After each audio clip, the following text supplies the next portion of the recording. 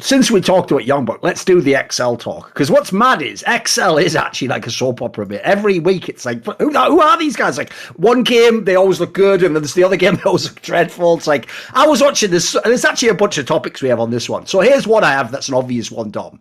Now that we're actually going to the playoffs and having seen all these games of Markoon, dude, there's going to be a team. I don't know which one it's going to be. Someone is going to fuck this guy's fucking champion pool in a playoff series. Like, because he's just too, he's like, there's certain champions he's really good on, and then the rest he just drops, like, he's so much worse on. So, like, I feel like I've noticed teams a couple of times have caught him, like, on the fringe of his pool, but, like, I don't know. You see, it's, if I look at all the junglers out there that are going to be in the playoffs, I feel like he's going to be one of the ones that's going to be way more streaky, mate. Yeah. What have you thought of him overall? So I think he's been playing really well. Like for somebody who's like still in their rookie season, their first two splits in LEC, I think he's actually doing really well. I mean, it's been impressive to me. Because he's also not in a situation where like his lanes are fucking insane. I mean, he's got Finn and Nuke Duck, and he's not making many mistakes at all. There's some champions I want to see him go to. Because like I just remember last split he played a lot of Volibear. That's back into the meta. I think that's something that he could go to. But we did see a game where he actually got pinched pretty hard. I've just looked it up. Of his 8 wins, 7 come on Xin Zhao and Lee Sin. Holy shit, 2 champions, and Xin Zhao's 7 of half his games in the whole LEC. Holy shit. Yeah, it's a lot of Xin Zhao, it's a lot of Lee Sin. But to be honest, I'd rather have this than like the people that can't play Xin Zhao. You know, like when you look at when you look at SK, like it doesn't feel like Xin Zhao is an OP champion for them. I don't know if we've seen one Xin Zhao win for Gilius this entire split. Like it feels like this guy is like, give him Hecarim or we're probably going to lose. So I don't really hate that too much. We'll have to see what playoffs is played on because there's Xin Zhao nerfs that just came in to 12.5 today. Right. So we'll see how much that's hit. But yeah, there was one game this week where he got pinched really hard. I think they banned out pretty much everything. They forced him on Lee Sin, and they had one of these like horrible drafts. It was the Rogue versus XL game where they end up playing like this Lee Sin, Tom Kench, Corki, Gwen comp. I remember it. Yeah, where it's like you've got the Hail of Blades, Tom Kench. I mean, it's like like normally when you play Lee Sin, you want other things that can actually like go in with Lee Sin or set up Lee Sin. But in this game, he actually can't play. And this was one where they just pinched his champion pool really hard. Just banned out pretty much everything he played. Banned out Jarvan, Xin Zhao.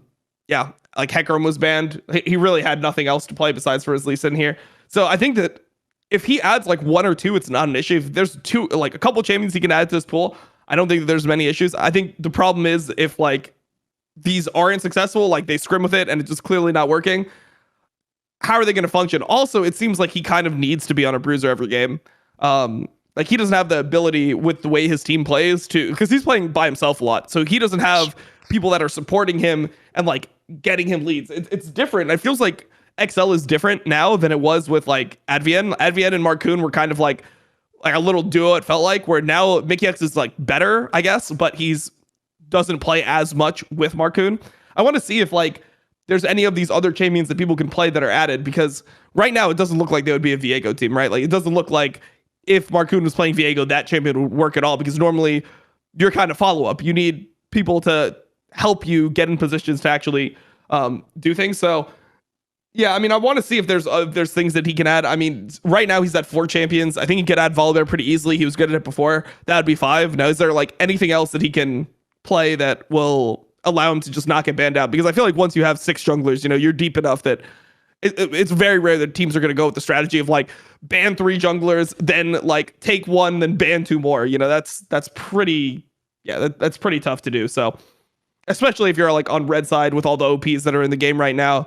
Like Renata, we have to see how this champion is prioritized right now in LPL. It's been like permaban for the most part. Zeri, like it doesn't feel like you have the opportunity to really target a jungler's champion pool. The thing I have as a problem with for XFL though, beyond if he can get like banned out of his champion pool, is it's got to be fucking Finn in the top lane. Because here's the problem, Dom. I actually purposely picked to have this discussion this week, right? When he had this great game on Kled, where he had his signature game where he popped off and he was looking really great. Because here's the problem, right? One is Kled just isn't enough of a like draft threat though. It's not like the fucking Wukong from Armut where he was getting away with picking it a million times and eventually you're like, oh fuck, he actually might win if we let this through. Do we sometimes ban it? Like the guy doesn't play it enough. And then like that champion is never going to be a super strong meta champion consistently. It's just not going to be in the game enough, Kled. It's such a fucking unique pick. So even though he looks mega on that one champion, mate, you take him off that. He's like the original Adam to me, dude, because I never really got the hype around Finn anyway, beyond he plays Kled, which is cool in its own way, you know, I guess. But like beyond that, I've always thought he was like mad overrated, mate. Like I don't hate on him, but he just looks like such a fragile top laner. Because my problem is this, especially the last few years, like you've got to be able to like sort of take the punishment if you play top lane. But for me, Finn was a guy where it's like in theory he's supposed to just be the carry, he's supposed to have a team built around him, and this team can't be built around him. Like in theory he's supposed to be the weakest one. Like surely in this meta he has to be weak side most of the time. Yeah, he needs to be weak side most of the time. Also, like Kled is just a very fragile champion, and he's just not consistent enough as a player. I mean, the way he plays is literally just how Kled works. Like that is how Finn plays. He's tries to be aggressive. Sometimes it goes terribly, sometimes it goes well, but it's never consistent. And I think that's the biggest issue. Like, sure, if teams start 1-2ing Aatrox, like R1, R2 Aatrox, sure, Kled is the guy you want to be playing against that. But how many teams are actually going to be doing that? And also, like, when you think about the players that he's going to be interacting with, Odo, Wonder, like Broken Blade, like, who's it going to be better than? Like, I think those right now are probably the 3 best top laners in the entire league. And then Alfari, who's obviously fucking beast in lane, but like I would say the other guys have been more consistent over the course of the split. That's 4 right there. Hear it, maybe you're better than Hear it. We'll have to see. Like on that one, probably, yeah. They're both kind of flippy, but that's your top laners in playoffs. Like you don't actually have any of the bad top laners in playoffs that you can just abuse. What about this though? Because I actually think if you look at the timing of it, maybe the patch things will change this. I don't know. I'll ask you. If you look at the moment how the game's played, though, Dom, actually, the other thing for XL that's looking decent is if you have to play the game through your fucking ADC, and that has to be such an important lane right now, they've got some pretty good players in that bot lane. Like Patrick, if anything, on the Jinx, he's had some pretty good games. He's looking like he's coming into his own. He's looking strong. My question for you is this, right? Most of the Mickey X players that's won him these like player of the games are basically like one big engage or a fight that he does something. How do you think the actual 2v2 for XL's doing, and what does that sort of project forward to the playoffs? So on paper, they look like they have a pretty good 2v2. I think they're fine. I mean, everyone looks insane on Jinx right now, so we'll have to see which one of these players really emerges when this thing is just inevitably taken out of the game. Like, I mean, we'll see. I think that there's some people talking about the fact that playoffs might be on 12.6, so there still might be one more patch that we haven't seen yet. And I mean, I don't know when the fucking Jinx nerfs are coming, but they better be coming in that patch. They have to at some point, right? I mean, it's like 30% pick rate as an AD carry with a 52% win rate. Like, what I don't understand is how the rules that they have apply to like champions really quickly most of the time, but then there's other champions that will be in the category where their play rate is super high, their win rate super high. Even in competitive, the win rate on Jinx is super high. Like, that should be the definition of a broken champion, right? With that sample size and that pick rate you're talking about and the win rate. Yeah, I'm going to check again right now, but I checked earlier today, and I believe in major regions, Jinx is like 58% win rate in competitive. Believe it.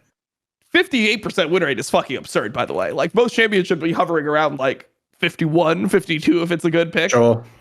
I mean, right now in all of competitive, including like ERLs and everything, it's 55% win rate. If I just sort by top and I refresh, just wait a second, the Games of Legends. Yeah, 58.4% win rate in major regions right now, sorted on Games of Legends. Like that is the question then, Dom. Is it because of the nature of ADC champions? Like, it's not like it's a champ with 17 dashes and an ult. Like, is it because it just doesn't look as like outrageous on with the eye test to a pleb? I have no idea. I actually have zero idea how this champion can escape nerfs for this long, because to me it looks so like you look at the other 80 carries. What other 80 carry pops off? There's nothing. Jinx this is in nothing, isolation. Mate. Yeah. Like, Jinx this pops is like off. old, dude, this reminds me of like the old Kai'Sa where it just took over every game it was fucking in, you know. Yeah, no, I mean it's literally years ago, obviously we talk about it. It's literally this level of broken where I just can't see how it's avoiding it. It's like when you watch a Zeri pop off when it has like a Yuumi on top of it, but Jinx does that without the Yuumi. Like, it's just like Jinx is doing both of those jobs at the same time. So we'll see how it goes. I mean, I think that there's going to be some interesting picks coming in, hopefully. Like, we're starting to see, at least on 12.4 in LPL, we're seeing like a little bit of Kai'Sa, these types of champions. I feel like Patrick has always been like favoring more of like the Jinx style. I feel like he's better at like positioning without dashes. than some other AD carries, but we'll have to see what patch they're playing on. I just feel like at the end of the day, like all these guys are going to be, I mean, Jinx is just going to be the highest priority pick in like the entire fucking game if nothing happens, and you have these AD carries like Neon and Patrick going into playoffs fighting each other. Also, not exactly the best time ever for Flack to be on G2, but we'll see how he does. Maybe it actually helps him. Maybe he gets a couple of cheeky Jinx games and steals them. By the way, just before we leave the Jinx topic, I just thought you'd appreciate it. I'm sure you saw this, but it was a couple of weeks ago, I think. Did you see that thing where they did an interview with Deft because he had another game on Jinx where he'd carried? Yep. And the title of the interview it's just the most perfect career. It's so good, isn't it? The title of the interview goes, right? Because if people don't know, it's not just that Deft has an insane win rate. He's played like 40 games of it in his career, so he's got like an insane sample size. And the headline just goes, DRX Deft on his 92% Jinx win rate. This is for his whole career, guys. 92% win rate. Because he's Korean, he goes, since it's not 100%, I'm not too amazed. Which is like, bro, come on. Like, brother, you're not supposed to win 100% of games over like a 10-year career. Like, what is that? Like, Korean, what I love is, like, on some, look, I'll give everyone the spoiler. Behind closed doors, they're not really like that. Like, some of that is like, they are saying it for like, so people believe that you're all very dutiful and sort of like a perfect. But even so, on some level, they actually do. Koreans do sort of like, there is like a bit of truth there, though. They actually do somehow fuck their own brains to believe every failure, like, is directly their fault, which, like, on some level, on like a self-help level, that can be good, It's like a way to check, like, could I do anything more? But sometimes they do go too far with sort of trying to be humble. Like, let's be 92% win rate. It's a fucking amazing rate, Deft. What are you talking about, you idiot? No one's going to have that rate on any champion. 40 games or so. That's impossible. Yeah, especially like in the most historic league in the world.